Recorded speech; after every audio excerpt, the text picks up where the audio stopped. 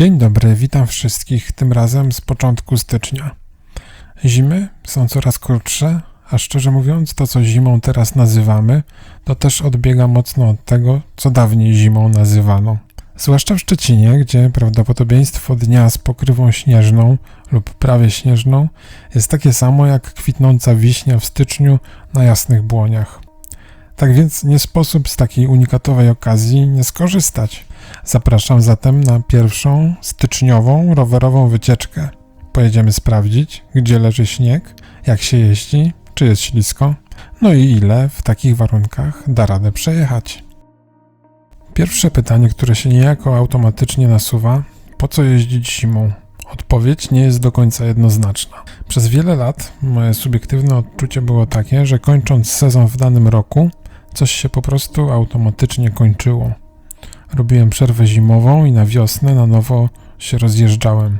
Skutek był taki, że każdy nowy sezon zaczynał się od tych kilkunastu kilometrów i chociaż myślami byłem już gdzieś daleko na długich trasach, to ciało zdecydowanie za tymi myślami nie nadążało.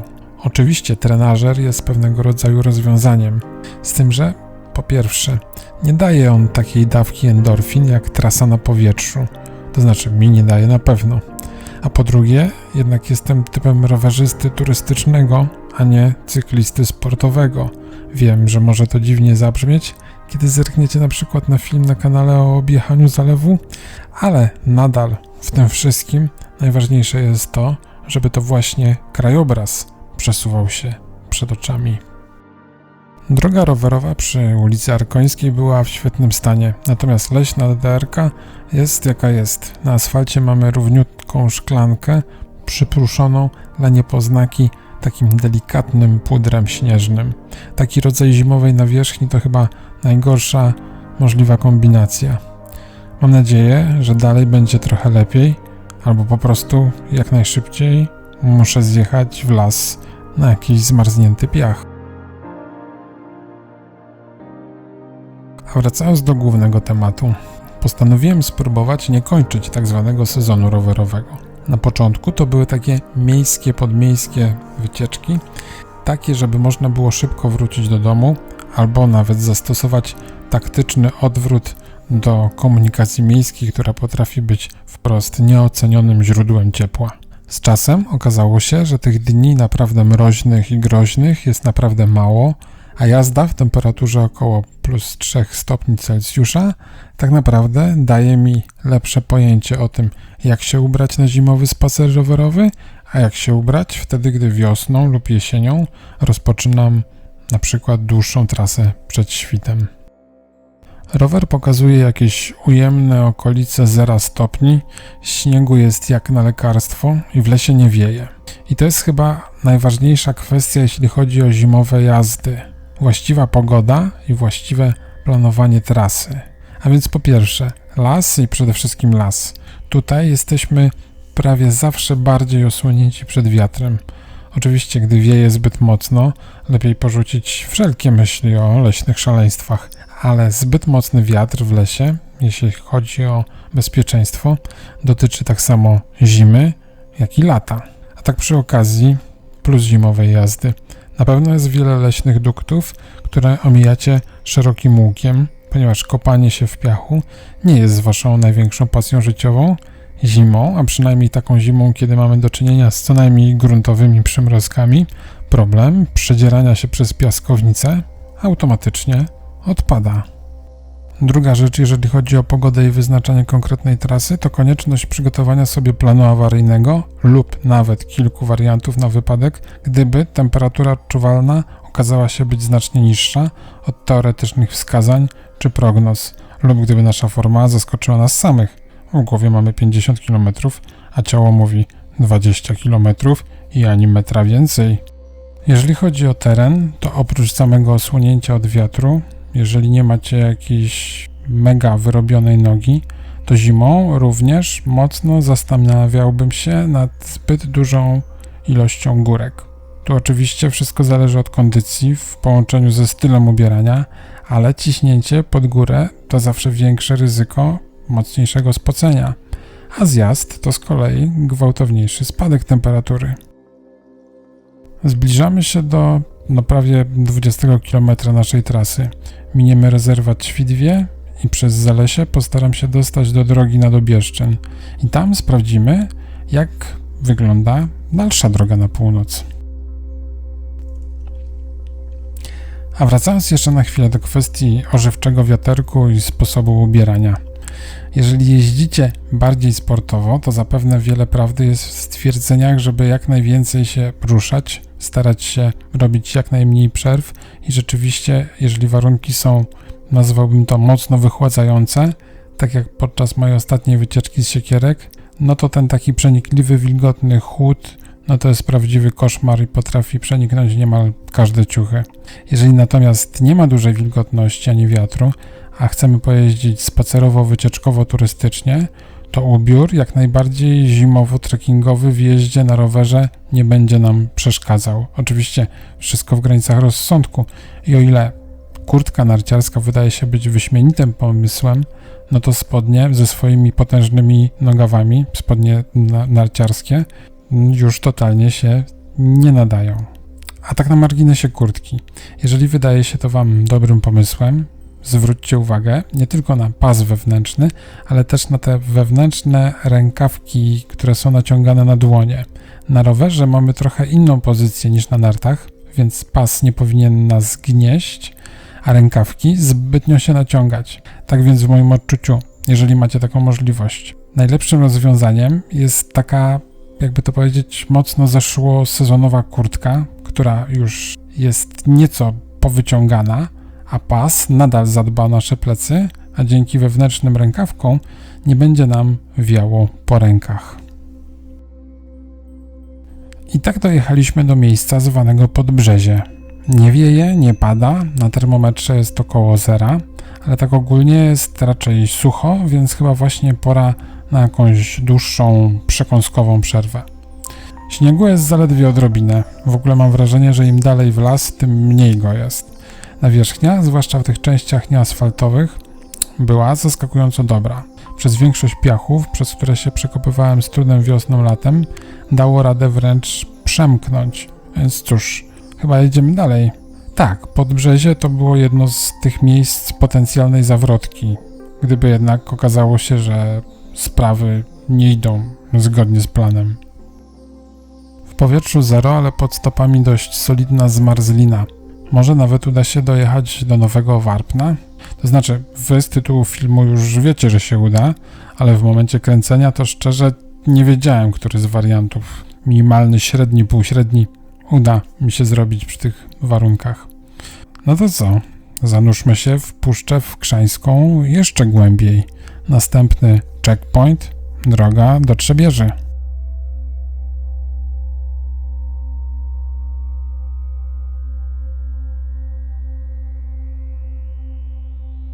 Trochę dla urozmaicenia skręcę na Karpin, a trochę dlatego, że gdyby okazało się, że tego śniegu nie jest wcale aż tak mało, to z tego kierunku łatwiej mi będzie jakoś odbić w stronę cywilizacji, czyli na przykład Trzebieży czy Drogoradza. Nie wygląda to źle, kałuże są zamarznięte, śniegu akurat tyle, żeby na drodze gruntowej się nie ślizgać.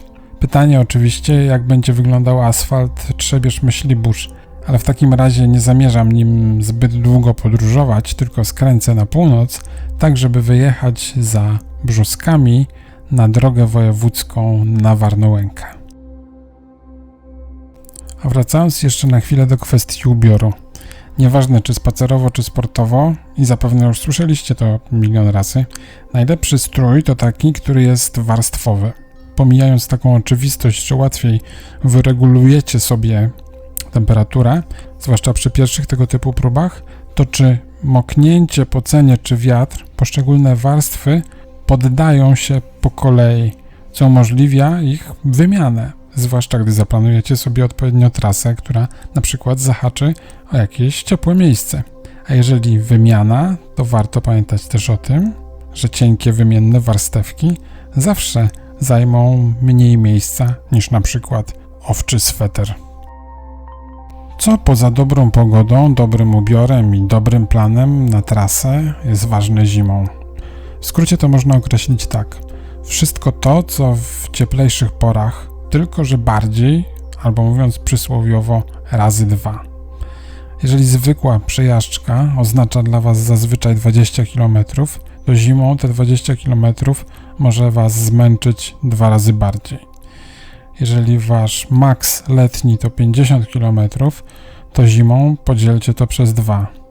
A jeżeli nigdy nie jeździliście zimą, to najlepiej zacznijcie od naprawdę krótkich dystansów i stopniowo je wydłużajcie, dobierając strój oraz zaopatrzenie. Jeżeli latem wystarcza mi na określony odcinek bidon o określonej pojemności, to zimą dorzucam do tego termos o podobnej pojemności. A to, co do niego wlejemy, to już jest naprawdę indywidualna kwestia. Co kogo odwadnia, nawadnia i tak dalej.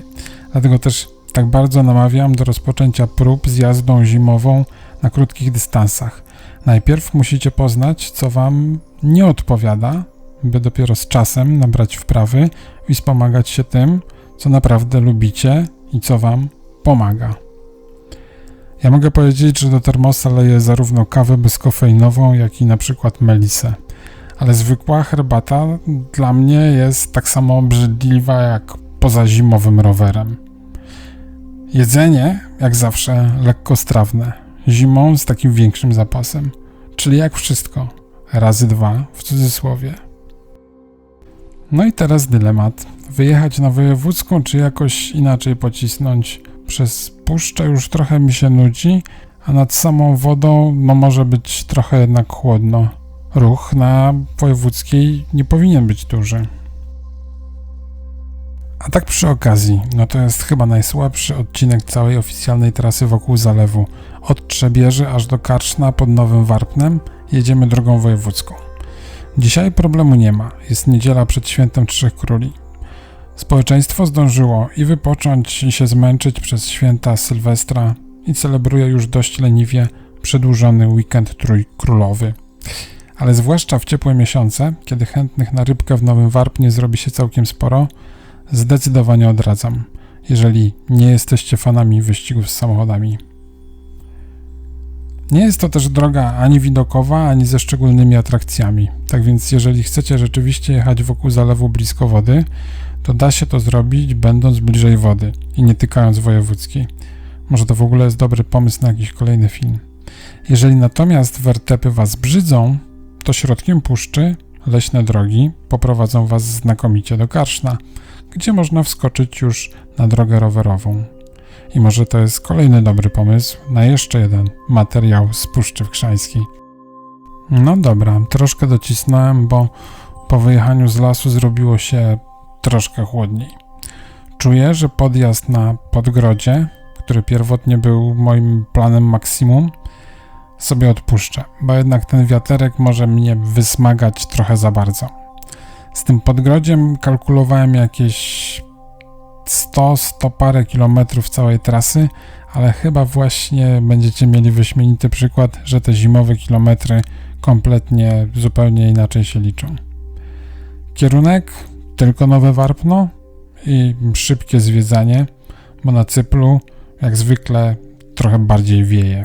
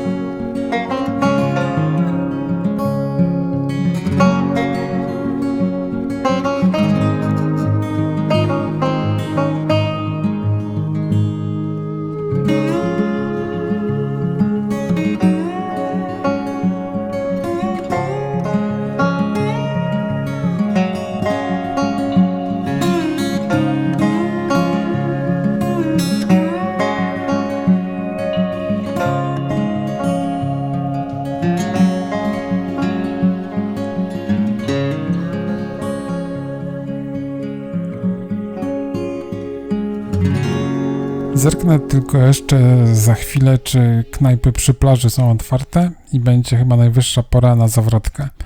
Asfalt wojewódzki wyglądał całkiem przyzwoicie, więc pewnie i droga na Dobieszczyn, która jest o podobnych parametrach, też jest całkiem spoko przejezdna. No, zaraz zobaczymy.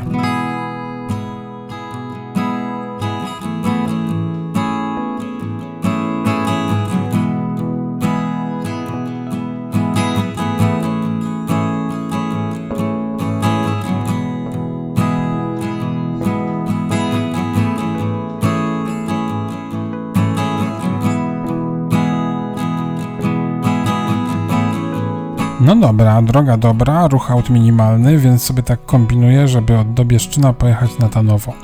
Nie przepadam za tą drogą, bo po pierwsze jest monotonna, a po drugie zazwyczaj nie ma tam zbyt spokojnego ruchu. Ale perspektywa szybszej drogi powrotnej bardzo kusi. Poza tym mam poważne wątpliwości co do tego, w jakim stanie są DDR-ki do Dobrej i z Dobrej w kierunku Szczecina. Jest tam równiutki asfalt, który najprawdopodobniej jest teraz idealnie równą szklanką, nieco przysypaną śnieżnym pudrem, czyli coś jak ta część nad jeziorem Goplana z początku filmu. Więc nie bardzo chcę ryzykować 20 km ślizgawki, jak pod kołami mam posolony asfalt. Chyba posolony, czy też inaczej potraktowany, w każdym bądź razie bardzo sprzyjający takiemu bardziej letniemu tempu. Przed Dobieszczynem pora jeszcze na jedną przekąskową przerwę i wlanie w siebie reszty ciepłego płynu. Teraz mam nadzieję, że pozostały dystans 35 km da radę pokonać z 1-2 króciutkimi postojami, tak żeby tylko złapać oddech, a nie stygnąć za bardzo. Tempo chyba w sam raz. Z Nowego Warpna wyjechałem około 14:10, kwadrans na ten większy postój i przed 16 jestem w Tanowie. Tutaj ciąg pieszo-rowerowy wygląda na odśnieżony, więc może i na Polbruku w stronę Szczecina nie będzie tak źle. I nie jest źle, chociaż widać wyraźnie różnicę w, jakby to powiedzieć, zachowaniu się na wierzchni. No i można z tego wyciągnąć dość oryginalne wnioski. W okolicach 85 km gratuluję sobie powściągliwości i tego, że nie poniosło mnie na to podgrodzie. Szczerze mówiąc, nie za bardzo chce mi się dokręcać do pełnej setki. Nie wlekę się jakoś bardzo na ostatnich metrach, ale przez miasto już jadę bardzo starannie. To chyba najlepsze określenie. No i finalnie wyszło 95 km i coś czuję, że po nadodrzańskiej trasie i dzisiejszej rundce resztę zimy spędzę na krótszych dystansach. Tak więc jeżeli chcesz sprawdzić, czy przypadkiem gdzieś za daleko mnie nie poniesie, a nie subskrybujesz jeszcze kanału, zasubskrybuj proszę i się przekonasz. Jeżeli spodobał Ci się dzisiejszy materiał, to dodatkowo możesz nakarmić algorytm lajkiem. Algorytmy lubią lajki. A ja bardzo dziękuję za obejrzenie tej wycieczki w całości. Zapraszam na następne i żegnam się. Do następnego razu.